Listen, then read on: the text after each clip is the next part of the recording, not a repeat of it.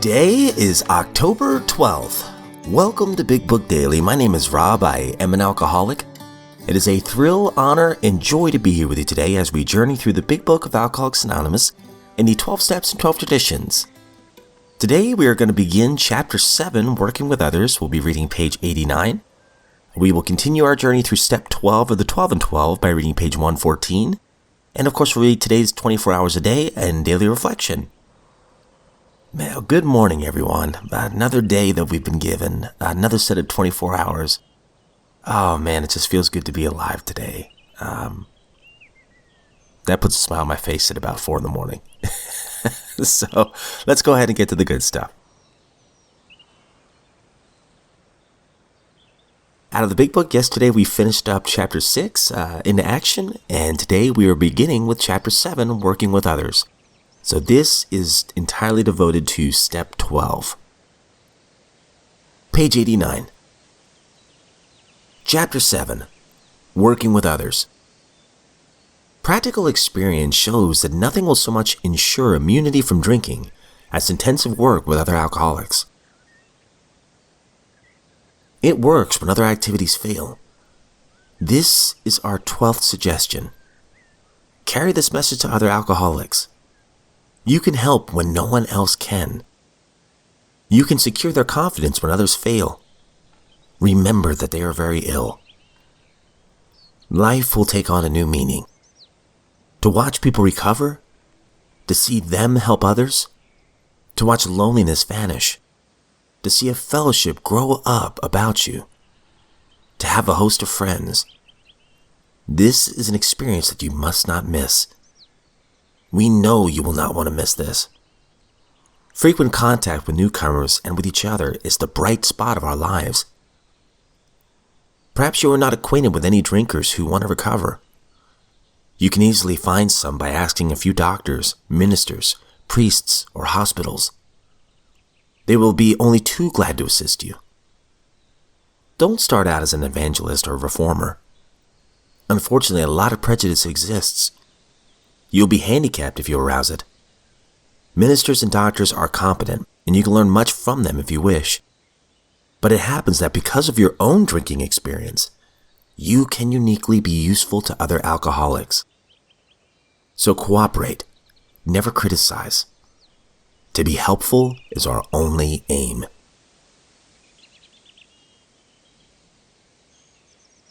Out of the 12 and 12, we're on step 12. Having had a spiritual awakening as the result of these steps, we try to carry this message to alcoholics and practice these principles in all our affairs. Second half of page 114. Like most people, we have found that we can take our big lumps as they come.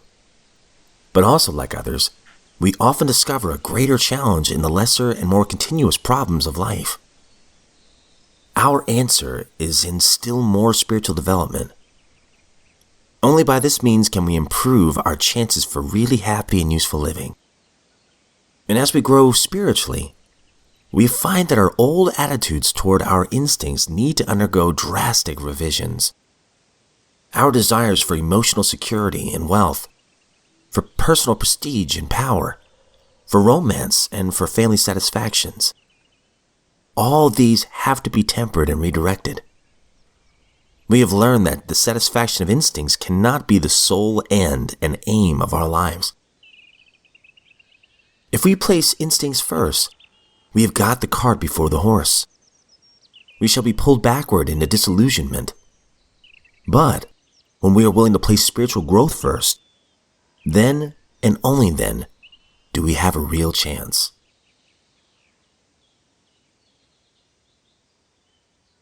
"24 Hours a Day, October 12th.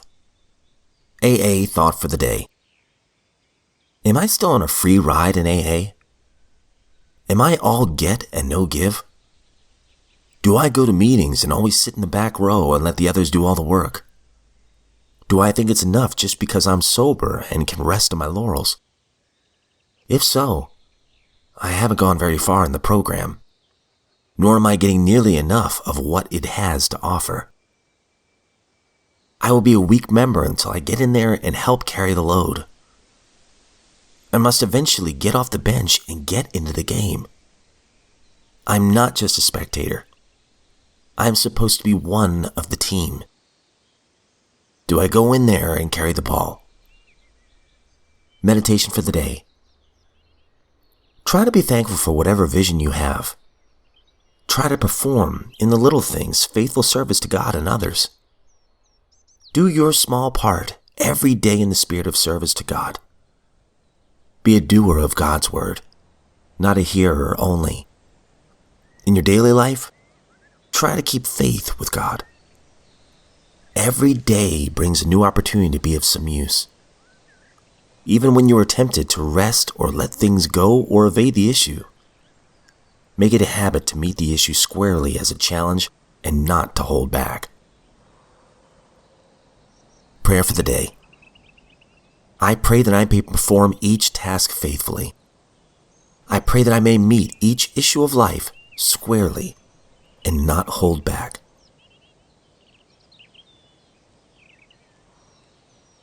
Daily Reflection, October 12th. Curbing rashness. When we speak or act hastily or rashly, the ability to be fair-minded and tolerant evaporates on the spot. 12 Steps and 12 Traditions, page 91. Being fair-minded and tolerant is a goal toward which I must work daily. I ask God, as I understand Him, to help me to be loving and tolerant to my loved ones, and to those with whom I am in close contact. I ask for guidance to curb my speech when I am agitated, and I take a moment to reflect on the emotional upheaval my words may cause, not only to someone else, but also to myself.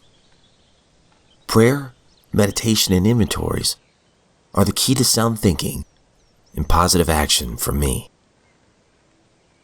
All right, that concludes today's reading. Man, great stuff. I love in the big book, chapter 7, don't start out as an evangelist or reformer. I don't know if anyone else has shut down when somebody starts preaching to you, but I have in the past. Used to make me feel very uncomfortable. Now, I had a faith before sobriety, but I feel like the 12 steps have just given me a deeper relationship with my higher power, and I had to kind of let go of the old ideas of what I thought. You know, I molded the God of my understanding in my own image, and He was an angry, scary God. So when people would preach to me back then, it just used to make me feel uncomfortable and scared. So I love this, here in sobriety, we're not here to evangelize or reform anyone, because there are a lot of people that have prejudice about, as soon as you mention the God word, a lot of folks bristle or the alarm bells go off because of their prejudice. I was one of them. So I know how that feels. The follow that up says, ministers and doctors are competent, and you can learn much from them if you wish. But it happens that because of your own drinking experience, you can uniquely be useful to other alcoholics. I think what it's getting at for me is that the very thing that was my biggest weakness, my higher power has turned out to be my greatest strength, because I can uniquely help another alcoholic based on my experience with alcoholism. Anytime a newcomer comes into the rooms and they share, and you can feel it, the pain is palpable when somebody first comes into the rooms. If you look around the room, no matter how many years of sobriety some folks have, if you watch everyone's reaction, you see them kind of nodding their heads and going, yeah, I understand, or yep, that was me. It's because we know that pain. And then the beauty happens. We can share our experience, strength, and hope. During the meetings, we can put our arms around them after the meeting and say, hey, I know what you're going through, and there is hope.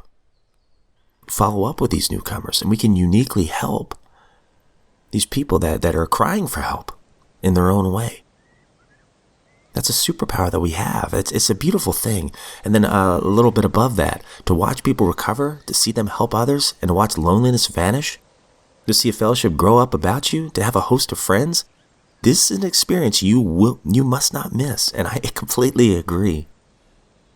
There's one that comes to mind that I know. And obviously, for the sake of anonymity, I can't say his name.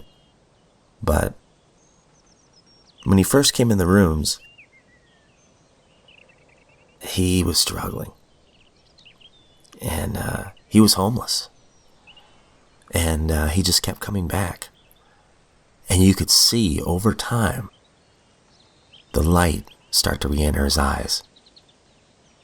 And you could see over time that he was building a friendship and family within the group.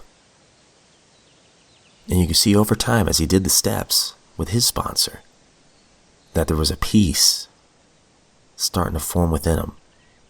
And now he goes to every meeting. Now he's like family to the entire group. And now he helps others. He's one of the most giving people I know. And it's just all happened within a span of a few 24 hours. To see that and witness that, that's a miracle. And if you are sober today, you're a miracle, my friend. I hope you realize that. Oh man, that's why I keep doing this. It's one, it's out of necessity. And two, it's out of gratitude. And then maybe three, the desire to help somebody else. But I have so much peace thanks to these 12 suggestions that helped me to have a closer relationship with my higher power. And I want to keep that relationship intact. You know, if I only talked to my wife once a week, I don't think I'd be married anymore. I want to keep cultivating that relationship with my higher power, and these steps certainly help with that. But anyway, that's enough of my rambling for one day. As always, please know I don't speak on behalf of AA, NA, Al-Anon, any other sect, denomination. I am just a friend in this lifeboat of recovery, and I am so grateful to be here today. So grateful to be sober, and so grateful that you're here with me. If you would ever want to share your experience, strength, and hope, our email is bigbookdaily@gmail.com. I would be honored to share your experience on the show, or if you just rather send an email just to say hi. I'd love to hear from you. But with that, my friends, I hope you have a great one, and if we are given another set of 24 hours, I sincerely look forward to seeing you right back here tomorrow.